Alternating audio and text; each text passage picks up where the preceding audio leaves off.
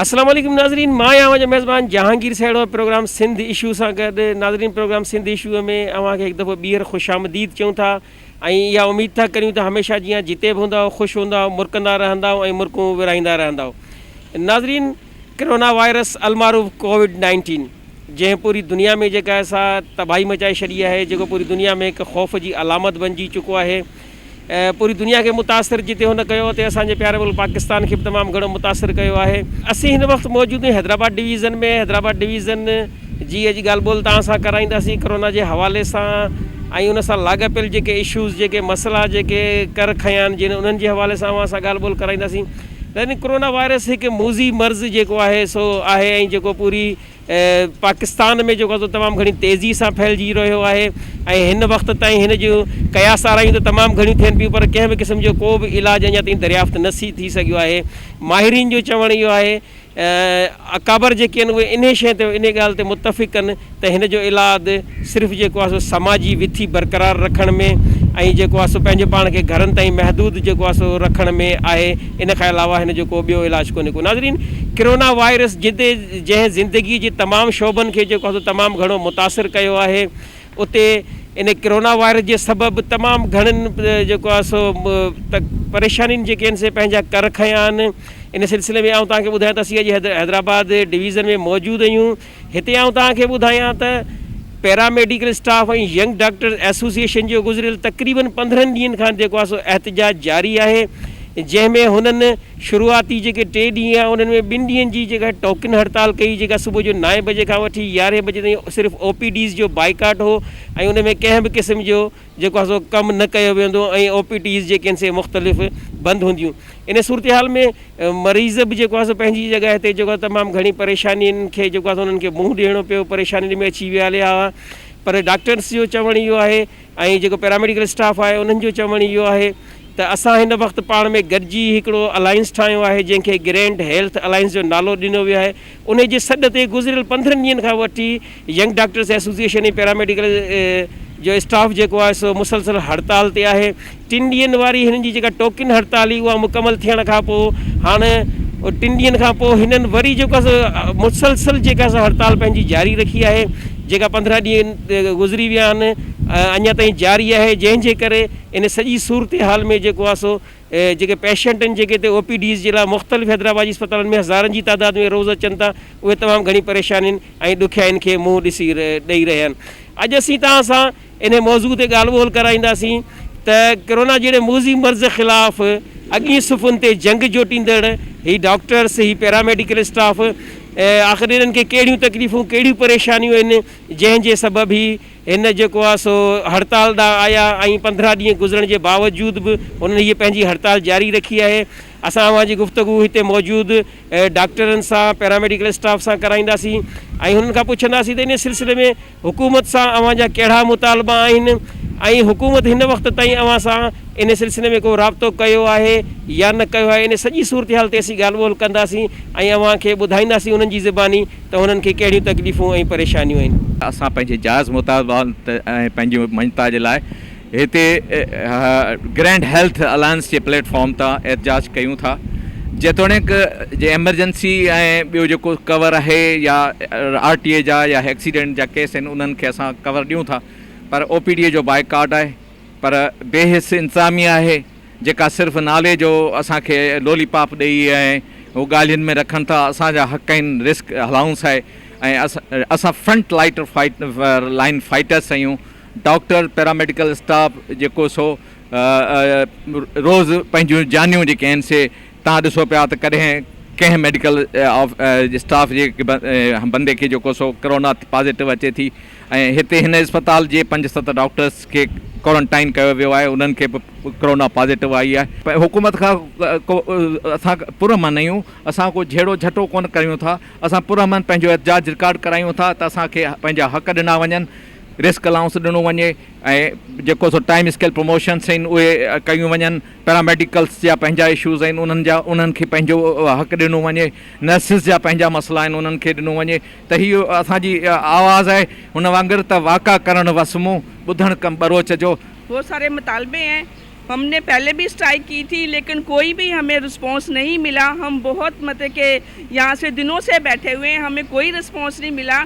हमारा मुतालबा है कि हमारा 4 टायर स्ट्रक्चर जो है वो बहाल किया जाए, हमारे हेल्थ अलाउंस, रिस्क अलाउंस जो है वो बहाल किए जाएँ। और अगर हमारी स्ट्राइक जो है इन्होंने कुछ भी इकदाम नहीं लिए हुकूमत ने, हम अपने बच्चे यहाँ पे लेके बैठ जाएंगे भूखे प्यासे, अपने बच्चों को रो लेंगे रोडों पे, लेकिन हम यहाँ से नहीं उठेंगे जब तक हमारे मुतालबे पूरे नहीं होंगे। क्योंकि बहुत यहाँ पे पेशेंट जो हैं बहुत से सारे मतलब कि रिस्क पे हैं, इमरजेंसी आ रही है, सब कुछ हो रहा है। OPD हमने टोटल लॉकडाउन की हुई है, लोग रो रहे हैं, मर रहे हैं और हुकूमत को बददुआएं दे रहे हैं।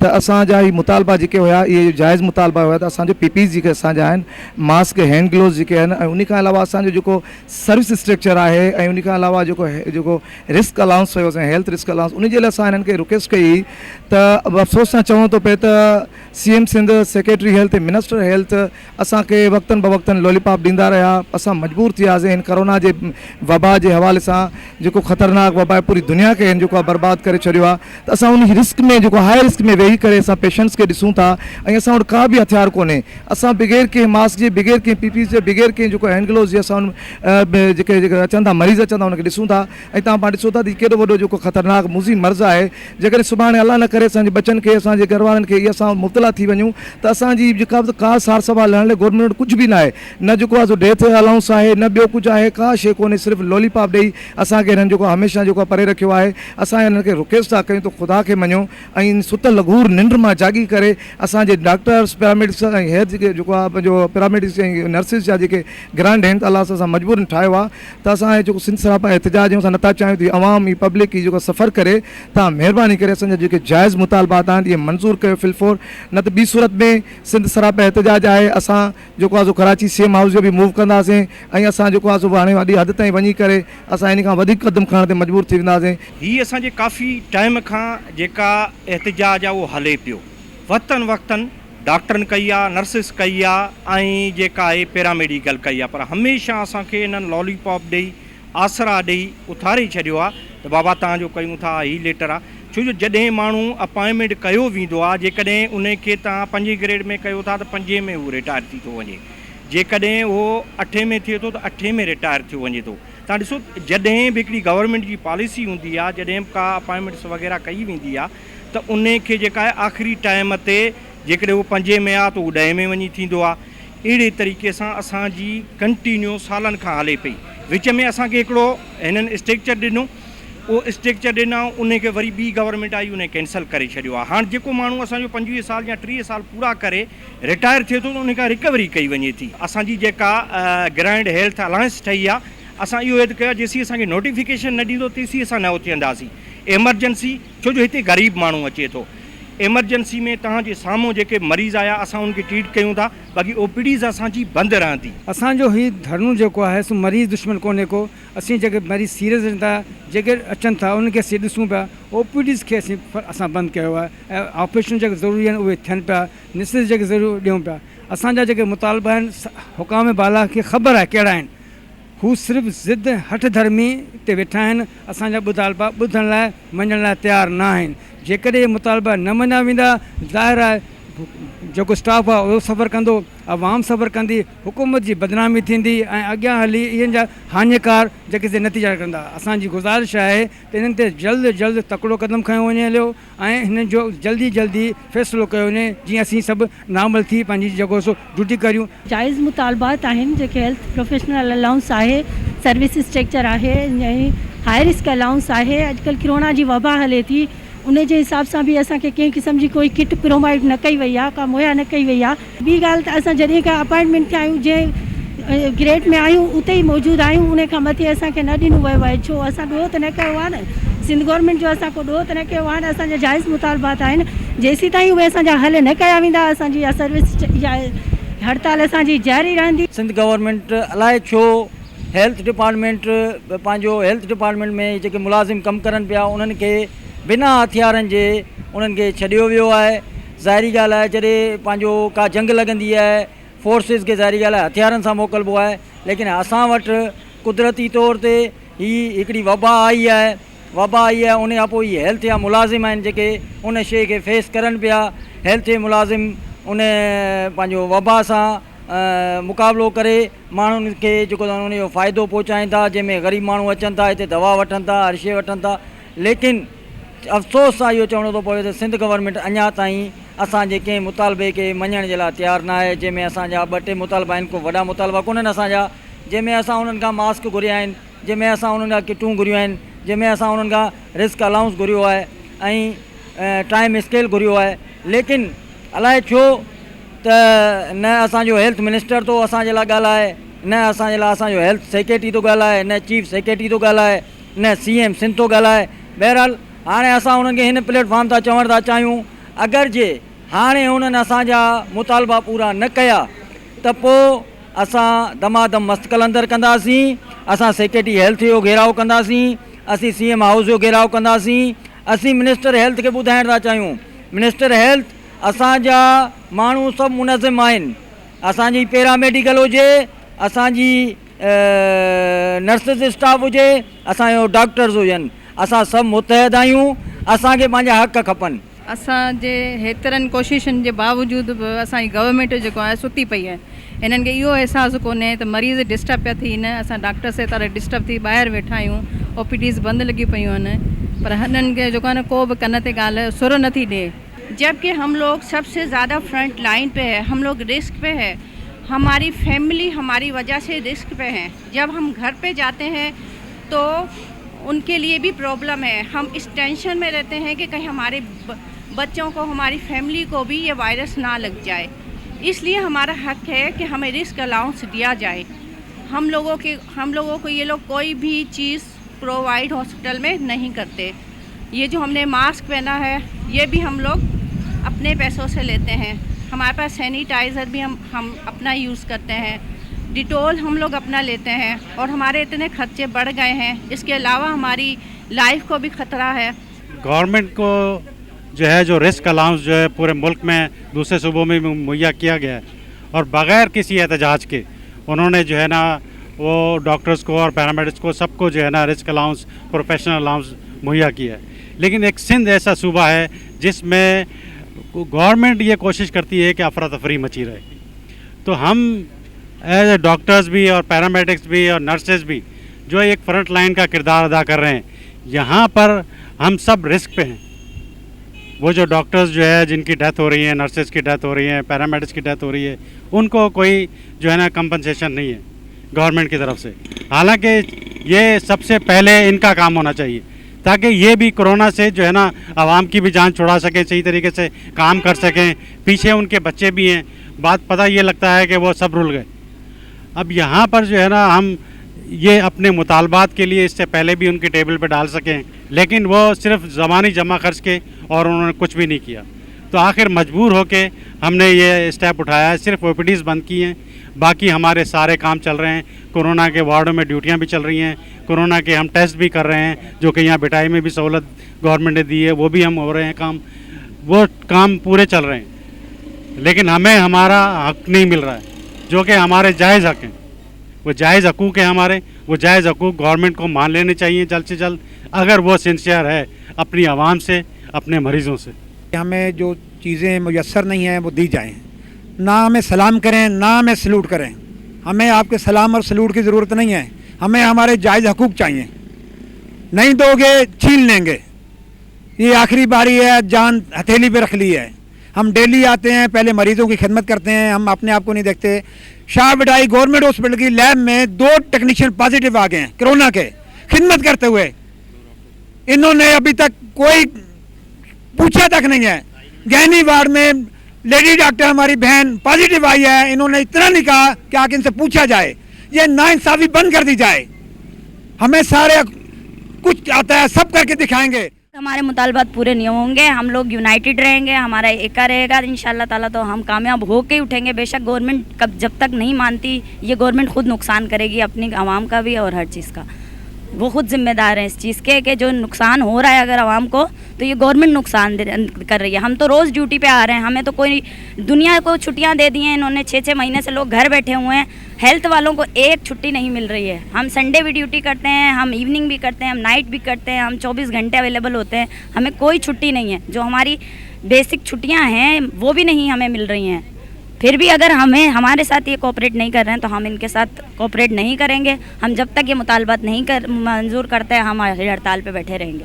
कोरोना में तमामु घणे रिस्क ते आहियूं, फ्रंट लाइन ते आहियूं, फ्रंट लाइन ते सॼो कमु कयूं त फुल असां रिस्क ते आहियूं। ही मास्क जेके असां पाए वेठा आहियूं उहे असां पाण पंहिंजे पैसनि सां ख़रीद कया आहिनि। गवर्नमेंट असांखे ही मास्क बि न ॾिना आहिनि, सैनिटाइज़र असांखे पंहिंजी मदद पाण जे तहत पाण था वठूं। तमामु घणे रिस्क ते आहियूं, उन करे असांजो हक़ आहे पूरो पूरो त सभिनी खां अवल असांखे रिस्क अलाउंस ॾिनो वञे। तव्हां सभु ॾिसो था, असीं सभु पंहिंजी ड्यूटियुनि ते मौजूदु आहियूं, हर रोज़ अचूं था। जो अपोजिशन लीडर हैं सिंध के, उन्होंने एक बयान दिया कि आगा खान वालों ने उनके एक बंदे से 18 लाख रुपए ले लिए, ये अपना कोरोना के उसके अंदर 18 लाख रुपए, और उन्होंने मास्क के भी चार्जेस करें।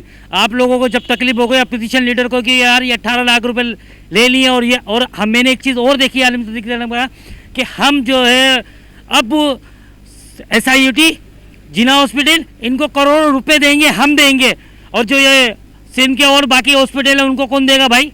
वो कहाँ जाएंगे? उनको मास्क वगैरह, उनको वर्दी कौन देगा? आप लोग जो बात कर रहे हैं, आप अपोजिशन लीडर भी, आप अपोजिशन खेलते हैं यार। हम सरकारी नौकर हैं भाई, हमारा भी ख्याल किया जाए, हमें मास्क फौरी तौर पे फॉलो किया जाए, हमें किट फौरी तौर पे दिया जाए, कोरोना के हवाले से भी हमारे लिए देखा जाए। आज ये चैनल वाले साफी भी भाई आए हैं, ये किस तरीके से घूम रहे हैं, ये भी इनका भी ख्याल किया जाए, इनको भी कुछ दिया जाए। हम पढ़े लिखे शख्सियत हैं, डिग्री लेकर आए हैं, आपसे बार बार मुतालबा करें। 1 हफ्ता हो गया है, वैसे तो हमारे यूनियन के अहदेदार हम सब 1 साल से सेक्रेटरी ऑफिस के चक्कर लगा रहे हैं, आप लोगों के पास जा रहे हैं, लेकिन हमें एक ढूंढी बहाना मिलता है यार आज वो ये हो गया, ये हो गया। देखिए मेहरबानी करें, हम लोग भी इंसान हैं, हमारे भी बच्चे हैं, और लिहाजा आपसे बार बार मुतालबा कर रहे हैं चैनल के थ्रू कि हमें जो चीज़ मांग रहे हैं हमें दी जाए। यार हम नाजायज़ मुतालबा नहीं कर रहे भाई। आप लोगों ने कहा कि हमने वेंटिलेटर फला दे दिया, ये तो आप कम से कम बंद करें ना, यहाँ पे तो कुछ भी नहीं दिया भाई। जी नाज़रीन, अवां जो हैदराबाद के मुख़्तलिफ़ अस्पताल में पैरामेडिकल स्टाफ और यंग डॉक्टर्स एसोसिएशन के अहदेदारनि जूं अॻुवाणनि जूं ॻाल्हियूं ॿोलियूं ॿुधियूं। हुननि पंहिंजा मुतालबा जेके आहिनि से तव्हांजे साम्हूं रखिया, ऐं हुकूमत खां मुतालबा जेके हुननि जा हुआ उहे बि अव्हां जे साम्हूं रखिया। हुननि जो चवणु इहो आहे त असीं पंहिंजे हक़ ते आहियूं, असांजा जेके मुतालबा आहिनि से सभु जाइज़ मुतालबात आहिनि। असांखे पंहिंजे मुतालबनि खे, हुकूमत खे जेको आहे असांजे मुतालबनि खे फौरी मञणु खपे त जीअं असां गॾिजी सरिजी हिन वबाई इमराज़ जेको कोरोना वायरस आहे, इन जहिड़े मूज़ी मर्ज़ में जंहिं ते असीं अॻी सुफ़ुनि में जेको आहे सो जंग जोटे रहिया आहियूं, त असीं पंहिंजो फ़र्ज़ु जेको आहे सो अहसन तरीक़े सां निभाए सघूं। नाज़रीन, हिन खां पोइ हलूं था हैदराबाद जी कंहिं ॿिए अस्पताल ते, उते मौजूदु जेके सिंध ग्रैंड हेल्थ अलायंस जा अॻुवान आहिनि उन्हनि सां अवां जी ॻाल्हि ॿोल कराईंदासीं ऐं उन्हनि जूं ॻाल्हियूं अवां ताईं पहुचाईंदासीं त हुननि जो इन स्ट्राइक जे बारे में, इन हड़ताल जे बारे में छा चवणु आहे। नाज़रीन, इन सिलसिले में हिते वठूं था हिकु नंढी ब्रेक। केॾांहुं न वञिजो, ॾिसंदा रहिजो धरती न्यूज़।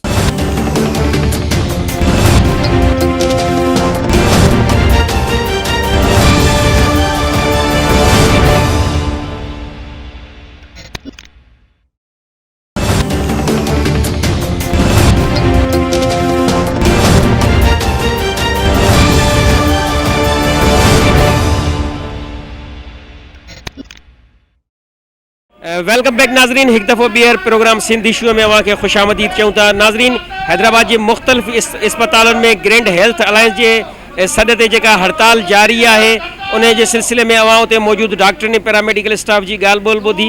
हिन वक़्तु असीं मौजूद आहियूं तालका हॉस्पिटल कासमाबाद में, जिते हिन वक़्तु पिणु जेको आहे सो सिंध ग्रैंड हेल्थ अलायंस जी जेको आहे सो सॾ ते हड़ताल जारी है। हिते पैरामेडिकल स्टाफ ऐं यंग डॉक्टर्स एसोसिएशन वारनि जी जेका हड़ताल जारी है, ऐं बाक़ायदे नाराबाज़ी हू करे रहिया आहिनि। इन सिलसिले में असीं हुननि जी गुफ़्तगू अवां सां कराईंदासीं ऐं हुननि खां बि इहो पुछंदासीं त हिन हड़ताल जो हुननि जो मक़सदु छा आहे ऐं हुननि जा मुतालबा छा आहिनि। हुकूमत इन सिलसिले में हिननि जी कहिड़ी हेल्प करे सघी आहे, हुकूमत केतिरी मरतबा घणा दफ़ा हिननि सां राब्तो कयो इन सिलसिले में, या हिननि जा हुकूमत खां कहिड़ा मुतालबा आहिनि।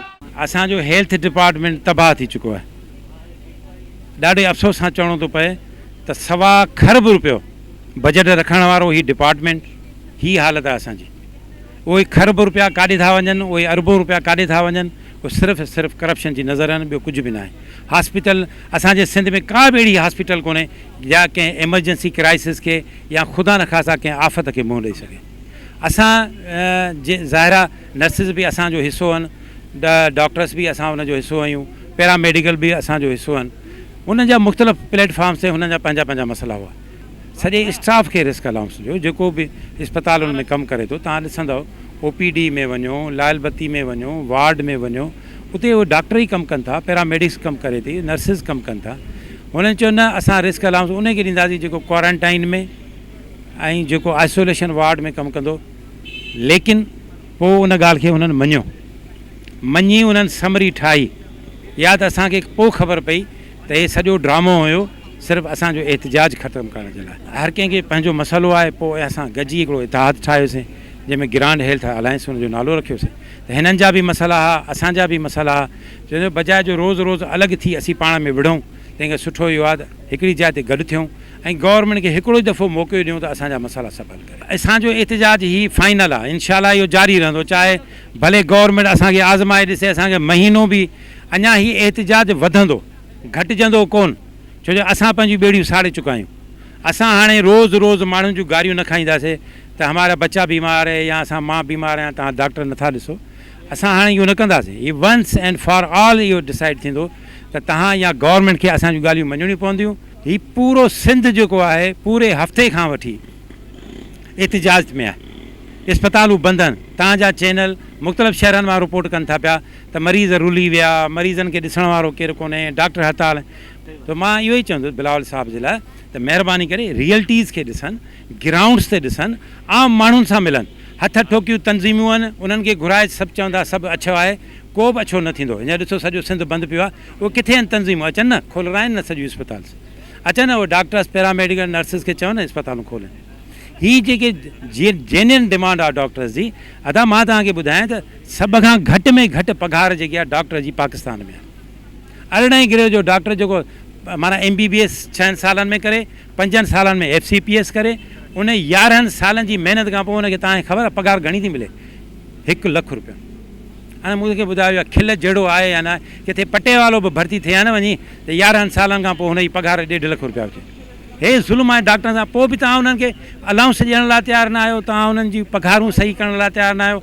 ॿियो त ठहियो, जेकॾहिं मां हज ते वञण जे लाइ दरख़्वास्त थो ॾियां, उमिरे ते वञण लाइ दरख़्वास्त थो ॾियां, पासपोर्ट ठाहिराइण लाइ NOC घुरण लाइ दरख़्वास्त थो ॾियां, त उते जेके माफ़िया वेठी आहे हेल्थ डिपार्टमेंट में, उहा चए थी पैसा ॾे, जेतिरा पैसा ॾींदे एतिरा ॾींहंनि जी तोखे मोकल मिलंदी। त हीअ हेल्थ डिपार्टमेंट आहे ई कोन। हुते ATM मशीन आहे, वञो कार्ड विझो, कमु वठो, पैसा ॾियो, कमु कराए अचो। जूनियर हुजो सीनियर हुजो, का परवाह कोन्हे, तव्हां पैसा ॾियो, तव्हांखे पोस्टिंग मिली वेंदी। तव्हांजे हैदराबाद में खणी ॾिसो केरु माण्हू आहिनि जेके हिन ते वेठा आहिनि मेरिट ते, सभु जूनियर वेठा आहिनि। सीनियर काॾे विया, काॾे वञनि, जिन पंहिंजूं ज़िंदगियूं हेल्थ डिपार्टमेंट खे ॾेई छॾियूं, उहे काॾे वञनि? उन्हनि जूं पोस्टूं उहे जूनियर जेके आहिनि हुननि जे मथां उन्हनि जा बास थिए वेठा आहिनि। त इहे नाइंसाफ़ियूं आहिनि हेल्थ डिपार्टमेंट जूं, तमामु घणियूं नाइंसाफ़ियूं आहिनि असां सां, जंहिं लाइ मजबूर आहिनि ही पैरामेडिक्स स्टाफ, डॉक्टर्स ऐं नर्सिस एहतजाज नीता है। गवर्नमेंट ने हमारी जो हमने फरियाद की उस पर एक कह लें कि घास तक नहीं डाली, और अब अगर मुज़ाकरात होते हैं तो वो फ़ोनों पे राब्ते करके और इस तरह की जो है समझ लें कि पॉलिटिकल लेवल पे या ऐसे मुतालबात जो है हमारे पूरे हमें नहीं चाहिए। हमें सबके लिए एक जैसा आपने दूसरे सूबों में किया हुआ है, जैसा रिस्क अलाउंस और बाकी सारी जो डिमांड्स हैं वो दूसरे सूबों में आपने मंजूर कर ली, आप सिंध में ही मंजूर करें। हमें डॉक्टर्स को मज़ीद परेशान और पेशेंट्स को मज़ीद परेशानी का आप सामना नहीं करने दें, और प्लीज़ खुदारा इस बात को मान लें, क्योंकि ये जो डॉक्टर जो सर पे कफन बांध के रोज़ आ जाते हैं, आज के बाद जो लायामल होगा वो हमें भी नहीं पता क्या होगा। क्या पता आपके ये डॉक्टर्स आइंदा बैठने से इनकार कर दें, आपके अवाम रोडों पे निकल आए, फिर आप क्या करोगे? फिर भी तो आप स्टेप डाउन करोगे। हमारी गुजारिश है आपसे, प्लीज़ बार बार आपसे गुजारिश है कि प्लीज़ हमें उस लेवल पे, उस लिमिट पे नहीं ले जाएं जिस पे लिमिट का पे कोई वापसी का रास्ता नहीं हो। 300 रुपये का एक N95 मास्क जो कि गवर्नमेंट को मिल रहा है विदाउट टैक्स, अगर गवर्नमेंट लेगी और शायद कम का पड़ जाए। आप हमारे स्टाफ को, हमारे डॉक्टर्स को, हमारे पैरामेडिक्स को, नर्सिस को वो मास्क क्यों नहीं दे रहे? जो कि पहला एक वो होना चाहिए। आपको तो डॉक्टर्स पैरामेडिक्स के अलावा, नर्सेस के अलावा पूरे अवाम में ये फ्रीली यहाँ पे अवेलेबल होनी चाहिए। आपके पास कोई मशीन नहीं है जो N95 मास्क बना रही है। ये प्लीज़ 12 जितने भी पैसे हैं आप प्लीज़, अगर आपकी जान लग रही है, आप कुछ भी लग रही है, हम अपनी जान ऑनलाइन रख के हम आपसे बात अभी आए आपके सामने करें, आप प्लीज़ मेहरबानी करें, हमें N95 मास्क, हमें PPE किट्स मुहैया करें और हमें प्लीज़ इससे हमारी और आवाम की जान इस बीमारी से छुड़वाने में हमारी मदद करें। शुक्रिया। 2 महीना पहिरां दिसंबर जनवरी खां स्ट्राइक हली पे, वरी कोरोना जे करे ही असांजो वाइंड अप कई हुई। हाणे गुज़िरियल 8 ॾींहंनि खां वठी असांजे पंहिंजे हक़नि जे लाइ जिदोजहद कयूं पिया था। असां सां गवर्नमेंट जो कयल नाइंसाफ़ी उहे सभिनी सां शेयर कयूं आहिनि। असांखे रिस्क अलाउंस कोन्हे को, असां वटि कोरोना जे खां बचाव जे लाइ का बि शइ कान्हे का। तव्हां ॾिसो पिया था त असां वटि मास्क बि कान्हे का, एडमिनिस्ट्रेशन वटि असां ॾियण जे लाइ असां वटि कुझु बि कोन्हे को। हीअ एडमिनिस्ट्रेशन सिर्फ़ु वॾेरा बंगलनि खे ख़ुशि करे पई थी। ऐं हीअ असांजो वरी मुतालबो आहे त असांखे ग्रैंड हेल्थ अलाउंस जे प्लेटफॉर्म ते त असांखे रिस्क अलाउंस ॾिनो वञे, टाइम स्केल ॾिनो वञे। 30% गवर्नमेंट रहियल आहिनि, असांखे उहे न वञनि ऐं असांजे स्टाफ खे शोधा पैकेज ॾिनो वञे। 8 तारीख़ खां वठी एहतिजाज ते वेठा आहियूं। असांजो 3 ॾींहं 11 तारीख़ ताईं एहतिजाज जो 2 कलाक टोकन स्ट्राइक। हाणे असां सुबुह खां वठी शाम ताईं स्ट्राइक ते वेठा आहियूं, पर अञा ताईं हुकूमत खे, सॼी सिंध में साॻी सूरत हाल आहे, पर हिनमहिल ताईं हुकूमत का बि जूं न छुरी आहे। ऐं असांखे हिते असांखे का बि तहफ़ुज़ न आहे, न असांखे PPE किट्स थी मिलनि, न असांजे लाइ मथे कुझु लिखियो थो वञे। रहंदो असांखे, असां तव्हांजे तसलुत सां ॿुधाइण था चाहियूं मथे त असांखे MS मेडिकल करप्शन लिकाइण जे लाइ असांखे मुख़्तलिफ़ इदारनि खां धमकियूं ॾियारे पियो पयूं। 4 ॾींहंनि खां मूंखे मुंहिंजे साथियुनि खे धमकियूं मिलनि पियूं। MS असां सां हींअर इंतकामी कार्रवाई ते लही आयो आहे, खणाइण जी बि धमकियूं ॾेई रहियो आहे। सिंध हुकूमत खां मुतालबो कयूं सेक्रेटरी हेल्थ खां त हिन खे फ़ौरन MS खे हटायो वञे, हिन जॻह ते ॿिए ईमानदार MS खे मुक़ररु कयो वञे। मार्च खां वठी सॼे पाकिस्तान खे ॾेई छॾियो आहे हेल्थ रिस्क अलाउंस। सूबो पंजाब, सरहद, बलूचिस्तान टिनी खे ॾिनो आहे, पर असांखे हिन महिल ताईं को बि सहूलियत न मिली आहे। हींअर असां सर सिंध हुकूमत सां इहो मुतालबा था कयूं त असांजो health risk allowance, health professional allowance ऐं टाइम स्केल असांजो बहाल करे असांखे उहो ॾिनो वञे, जीअं सॼे मुल्क में मिली रहियो आहे। असांखे काफ़ी अर्से वठी जॾहिं कोरोना आयो थियो आहे, उन ॾींहुं खरी असांखे नथो मिले। मुख़्तलिफ़ तरीक़नि सां असांजी स्ट्रगल जेको सो हलंदी रही आहे। असां काड़ियूं पटियूं ॿधियूं, असां हड़तालूं कयूं टोकन, उन खां पोइ असां मुकमल तौर ते हड़ताल करे छॾी आहे। हाणे सभु असां गॾी ऐं ग्रांड अलाउंस ठही वई आहे। असांजे जंहिंमें पैरामेडिकल आहिनि, डॉक्टर्स आहिनि, स्टाफ नर्सूं आहिनि, सभु असां हिकिड़ी जॻह ते गॾु चाहूं त असांखे कोरोना अलाउंस आहे, असांजो रिस्क अलाउंस आहे, असांजो टाइम स्केल आहे। इहे पुराणा मुतालबा आहिनि, गवर्नमेंट वक़्तु इहा ॻाल्हि मञी चुकी आहे। तव्हांजा जाइज़ इशू आहिनि, तव्हांजो जाइज़ आहे, राइट आहे, पर ख़बर न आहे जंहिं महिल नोटिफिकेशन जी ॻाल्हि थी थिए पोइ सरकार लाइ छो थी लाराए, छो न थी थिए। असां वटि त हींअर एॾी हालत आहे हिन हॉस्पिटल में, असांखे मास्क कोन्हे को। हीअ बि जेको मास्क आहे असां पंहिंजे जेको थो पेसनि ते वठी आया आहियूं, ग्लोव्स कोन था मिलनि। हे जेके दोस्त असांजा जेके कोरोना जा मरीज़ टेस्ट कनि था, उन्हनि जे लाइ जेको किट कान्हे, कोरोना किट कान्हे का। असांजो मुतालबो इहो आहे हुकूमत वक़्त खां, जेतिरे ताईं असांजा मुतालबा न मञंदा ओतिरे ताईं असां हेठि हूंदासीं। धरती चैनल जो शुक्रगुज़ार आहियूं जेके असांजे हिन एहतिजाज में अची शरीक थिया आहिनि। असांजो हाल वरण लाइ महिरबानी तव्हांजी। 6 तारीख़ खां जीअं कोरोना जो ऐलान थियो आहे, तीअं असां पंहिंजे पाण खे, असांखे सलूट त घणा कया विया आहिनि त फ्रंट लाइन ते आयो, पर फ्रंट लाइन ते हूंदे बि असांखे का सहूलियत न ॾिनी वई आहे। 2004 में असां लॉन्ग मार्च कयो कश्मीर खां कराची ताईं, जंहिंमें असां एहतिजाज में पंहिंजा मसाला ॼाणाया हुआ। जंहिंमें 2006 में अरबाब रहीम जो पीरियड हुयो, जंहिंमें असांखे सर्विस स्ट्रक्चर जे लाइ असांखे अपग्रेडेशन ॾिनी वई हुई, जेका बि हली वरी उनजो रिकवरी जो वापसि में लेटर कढियो वियो। टोटल गवर्नमेंट जा जेके बि डिपार्टमेंट आहिनि उन्हनि में प्रमोशन हूंदा आहिनि दादा, हर शइ में। असां वटि जेको जेतिरे में अपॉइंटमेंट थिए थो त उहो उन स्केल में साॻे में रिटायर थी वञे थो। असां में का बि अहिड़ी फैसिलिटीज़ न आहे। जीअं त हींअर ताज़ो कोरोना अलाउंस शुरू थियो आहे, कोरोना वायरस शुरू थियो आहे, हीअ कुदरती वबा आहे। असां पंहिंजो तहफ़ुज़ ई असांखे महफ़ूज़ न आहियूं त असां ॿियनि जो तहफ़ुज़ कहिड़ो कंदासीं। असां सिंध गवर्नमेंट खे परज़ोर इहा अपील कयूं था त ॿियनि सूबनि में बि जीअं त रिस्क अलाउंस, जीअं हिन दुनिया में को ऑन ड्यूटी कोई फौत थी थो वञे उन लाइ पैकेज ॾिनो वञे। ऑन ड्यूटी कोई जेकॾहिं को पॉज़िटिव थो अची वञे, डॉक्टर हुजे, नर्सिंग हुजे, पैरामेडिक्स हुजे, उन लाइ पैकेज ॾिनो वञे। बराए करम असांजे लाइ एहतिजाजनि, जेको असांजो एहतिजाज आहे उन में कुझु तवजो ॾियनि। हेल्थ मिनिस्टर साहिबु आहे, सेक्रेटरी हेल्थ साहिबु आहे, साईं असांजो वज़ीर आला सिंध साहिब खे बि अपील आहे त असांजा जेके जाइज़ मुतालबा आहिनि जल्द जल्द मंज़ूर कयो वञे, असांजे पैरामेडिकल मां बेचैनी ख़तमु कई वञे। 2011 खां वठी असांजा मसइला हलनि पिया। पोइ अॼुकल्ह जा मसइला न आहिनि, हाणे जा न आहिनि। ये सब तंज़ीमूं इन करे गॾु थियूं त असांखे कुझु बि नथो मिले। हाणे खुदारा गॾिजी हिन मसइले जे लाइ कुझु कयूं ऐं उहे सभु ग्रैंड अलायंस में डॉक्टर पैरामेडिकल सभु तंज़ीमूं गॾु आहिनि ऐं इंशाअल्लाह ताला असांजो हक़ु ज़रूरु मिलंदो असांजो ईमान आहे। हिकिड़े कुझु क़ुवतूं अहिड़ियूं आहिनि, इंतिज़ामिया ई आहे हर जॻह ते MS हूंदा आहिनि जेके पैरामेडिकल खे उकसाईंदा आहिनि, पैरामेडिकल खे हक़ु न ॾींदा आहिनि, रहंदो उन्हनि ते हमला कंदा आहिनि। असां ॿुधाइण था चाहियूं त हिकिड़े वॾी करप्शन थी आहे, उन खे कुझु दोस्त ॿुधाइनि था त बाबा हीअ करप्शन थी आहे, उन ते असांजे साहब खे तकलीफ़ थी अचे।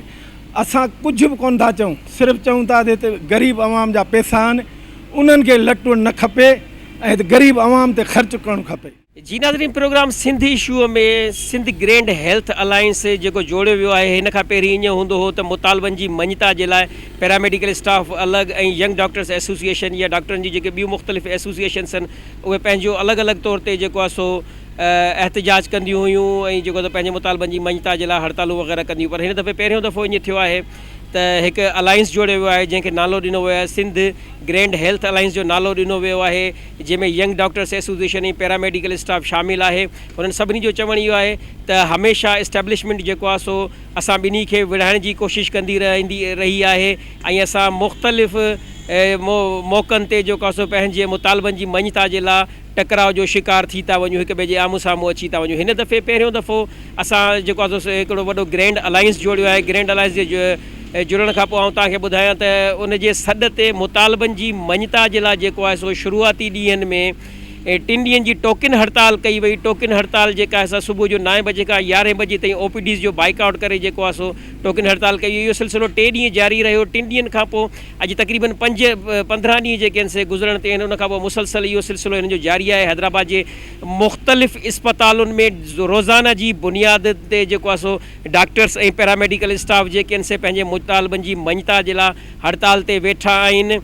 हुननि डॉक्टर्स जो अवां ॻाल्हि ॿोल ॿुधी हैदराबाद जे मुख़्तलिफ़ इस्पतालुनि में अवां पैरामेडिकल स्टाफ जूं जेके आहिनि से ॻाल्हियूं ॿोलियूं ॿुधियूं। हुननि सभिनी जो चवणु इहो आहे त असांखे सुठो नथो लॻे त मुल्क में हेॾी तकलीफ़ दे सूरत हाल जेको आहे सो मुल्क असांजो गुज़री रहियो आहे। कोरोना जहिड़ो मूज़ी मर्ज़ जेको आहे तेज़ी सां पखिड़िजी रहियो आहे। तमामु घणियूं इंसानी जानियूं ज़ाया थी रहियूं आहिनि।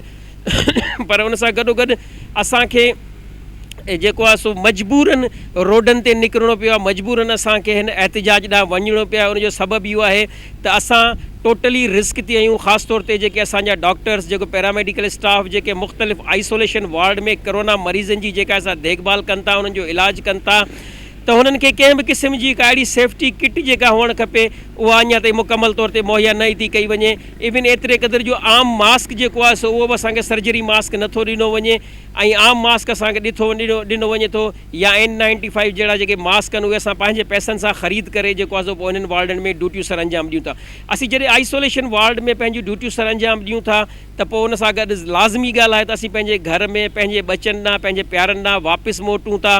त असां हितां थी सघे थो त कोरोना जहिड़ो मूज़ी मर्ज़ जेको आहे सो पंहिंजे घरनि ॾांहुं बि खणी वेंदा हुजूं ऐं उनजा जेके आहिनि से तमामु घणा ख़राबु असरात थी सघनि था। उन खां अलावा असांजो ॿियो मुतालबो इहो आहे त असांजा जेके डॉक्टर्स हज़रात जेके कोरोना जे आइसोलेशन वार्ड में ड्यूटियूं सर अंजाम ॾींदे पंहिंजी जेका आहे सा ज़िंदगियूं पंहिंजूं हयातियूं विञाए वेठा आहिनि, उनजे पोयरनि खे जेको आहे सो हुकूमत खे मुआवज़ो ॾियणु खपे, हुननि जी जेका आहे सा परघोर लहणु खपे।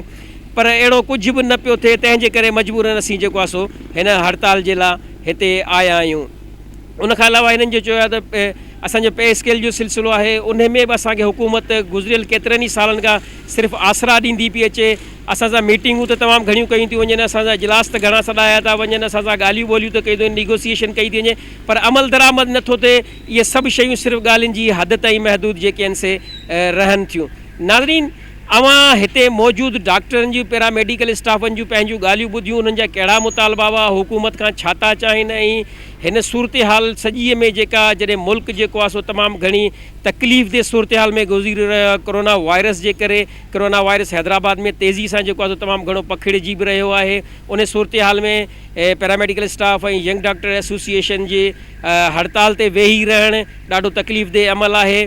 त इन सॼे सिलसिले में आउं तव्हांखे ॿुधायां त सभ खां वधीक नुक़सानु जेको थिए थो उहे जेके रोज़ जी बुनियाद ते मरीज़ ग़रीब मरीज़ जेके अचनि था सरकारी अस्पतालुनि में ऐं हज़ारनि जी तादाद में हैदराबाद जे मुख़्तलिफ़ अस्पतालुनि में हज़ारनि जी तादाद में इहा OPD थिए थी ऐं जेका गुज़िरियल तक़रीबन 12 ॾींहंनि खां वठी इहा OPD मुकमल तौर ते बंदि आहे ऐं माण्हू पंहिंजे प्यारनि खे पंहिंजे बुज़ुर्गनि खे पंहिंजे नंढनि खे जवाननि खे ॿारनि खे हिते खणी अचनि था ऐं मायूस थी हुननि खे मजबूरन हितां वञिणो थो पए छो जो OPD जो मुकमल बाइकाट आहे डॉक्टर बाइकाट थियनि पैरामेडिकल स्टाफ बाइकाट ते आहे ऐं हुनखे इलाज जी का बि सहूलियत उन ग़रीब मिसकिन माण्हू खे नथी मिली सघे इन करे हू सभ खां वधीक जेको सफ़र कंदड़ तबिको आहे उहो जेको आहे सो ग़रीब पोहरियत तबिको आहे जेके हिते अस्पतालुनि में OPD में इलाज जे लाइ अचनि था। नाज़रीन ज़रूरत ई न ॻाल्हि जी आहे त मुल्क में हिन वक़्तु हिन वबाई मर्ज़ जे करे जेके नुक़सानात थियनि पिया ऐं जेके इंसानी जानियूं ज़ाया थियनि पियूं उन में पैरामेडिकल स्टाफ ऐं जेको डॉक्टरनि जी हड़ताल ते हुकूमत खे फ़ौरी तवजो ॾेई हिननि जा जेके बि जाइज़ मुतालबात आहिनि उन्हनि खे मञियो वञे त ऐं हुननि जा इहे जाइज़ मुतालबात मंज़ूर कया वञनि त जीअं ई जेको आहे सो हिन सूरत हाल जेका कोरोना वारी जेका वबा आहे इन खे जेको आहे सो मुंहुं ॾेई सघनि। नाज़रीन प्रोग्राम सिंध इशू पंहिंजी पुॼाणीअ तरफ़ वञी रहियो आहे पंहिंजो तमामु घणो ख़्यालु रखंदा पंहिंजे प्यारनि जो तमामु घणो ख़्यालु रखंदा पंहिंजे मेज़बान जहांगीर सेठो खे ॾींदा इजाज़त। अॻे हफ़्ते वरी कंहिं ॿिए नए मौज़ू सां साॻे ई वक़्त ते अव्हां सां शामिल गुफ़्तगू रहंदासीं तेसिताईं अल्लाह वाही।